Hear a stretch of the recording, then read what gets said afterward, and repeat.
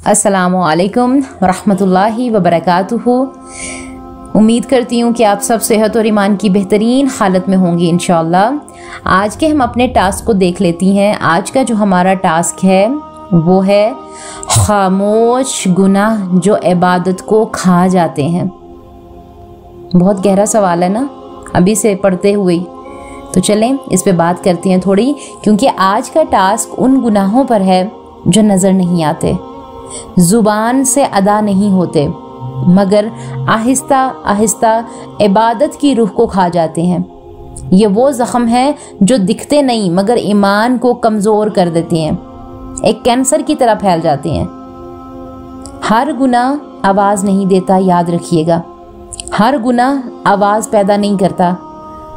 कुछ गुनाह खामोश होते हैं। ये वो गुनाह हैं जो सजदे में रुकावट नहीं बनते मगर सजदे की लज्जत को छीन लेते हैं। नमाज तो पढ़ी जाती है, तलावत भी की जाती है, जिक्र भी किया जाता है, मगर दिल वो सुकून महसूस ही नहीं करता जो कि उसे करना चाहिए। खामोश गुनाहों में से सबसे खतरनाक गुनाह दिल के गुनाह होते हैं। हसद का गुनाह जो दिल में पलता रहता है, कीना का गुनाह जो मुआफ़ी के नाम पर दबाया जाता है।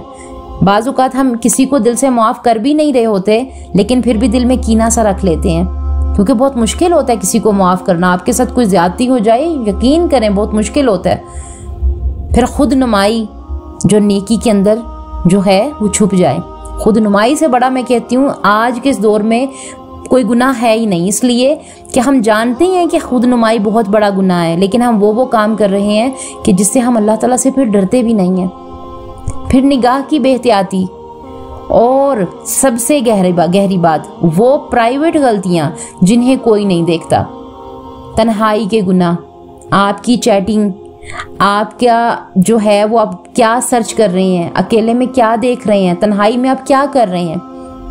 इन गुनाहों का नुकसान ये है कि इंसान इबादत को कम नहीं करता बल्कि इबादत की जो है लज़्ज़त ही खो देता है, असर खो देता है। दुआएं अल्फाज बन जाती हैं, कबूल नहीं हो पाती। आंसू आदत बन जाते हैं और बंदा ये समझ ही नहीं पाता कि कमी कहाँ है।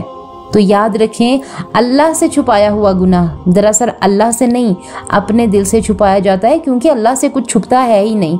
अल्लाह तो सब देख रहा है। और जो दिल खुद को धोखा दे कि नहीं खैर है, अल्लाह माफ़ कर देगा, कुछ नहीं, दुनिया कर रही है मैं भी कर लूँ, तो इबादत में सच्चाई कहाँ से वो इंसान लाएगा जो अपने आप को भी धोखा दे रहा है और अपने रब को भी दे रहा है। तो अगर मैं और आप चाहती हैं कि हमारी इबादत ज़िंदा रहे तो हमें काम करना होगा। हमें अपनी खामोश जो गुनाहों वाली ज़िंदगी है इसे ललकारना होगा, आवाज़ देनी होगी और अल्लाह ताला के सामने लेके जाके रखना होगा और अल्लाह ताला से इस्लाह की हदायत की तौफीक मांगनी होगी, क्योंकि जो गुनाह मान लिया जाए वो इस्लाह का दरवाज़ा खोल देता है और जो छुपा रहे वो इबादत को अंदर से खा जाता है, खोखला कर देता है। तो चलें आज के सवालात को देख लेते हैं कि क्या मेरी इबादत में पहले जैसा सुकून कम हो गया है। अक्सर हम कहते हैं ना, पहले मैं जब इबादत करती थी ना तो बड़ा मुझे मज़ा आता था, बड़ी लज्जत आती थी, अब तो पता नहीं क्या वक्त में बरकत ही नहीं है। तो पूछिए अपने आप से ऐसा क्यों है। आपकी गैदरिंग कैसी है, आपके दोस्त अहबाब कैसे हैं, आपकी मजलिसें कैसी हैं, आप क्या कौन सी ऐसी गलती कर रही हैं। फिर आज का दूसरा सवाल, क्या मेरे दिल में कोई ऐसा गुनाह है जो मैं नज़रअंदाज कर रही हूँ। यानी हमें पता है कि गुनाह है, मैं ये गलती कर रही हूँ, लेकिन आप उसे नज़रअंदाज तो नहीं कर रही। पूछें अपने आप से वो कौन सा गुनाह है। फिर तीसरा सवाल, क्या मैंने किसी को मुआफ़ कहकर दिल में कीना रखा। ये सबसे बड़ी बात है, इसमें इंसान आकर पिस जाता है, क्योंकि इंसान के साथ कुछ ऐसी ज़्यादतियाँ हो जाती हैं, हम कहते तो हैं कि हमने मुआफ़ कर दिया, लेकिन दिल में कदावत रहती है, कीना रहता है। इस पर अल्लाह ताला से हमें मुआफ़ी के साथ अपने लिए भी हदायत तलब करनी चाहिए। फिर चौथा सवाल, क्या मेरी नेकी में खुद नुमाई शामिल है।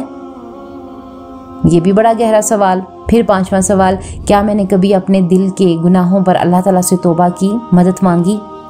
तो इन सवालात के साथ अल्लाह ताला से दुआ करें कि ए अल्लाह हमारे ज़ाहिर को भी पाक कर दे और हमारे बातिन को भी संवार दे, और वो गुनाह जो हमें नज़र नहीं आते इन पर हमारी इबादत की हिफाजत फरमा।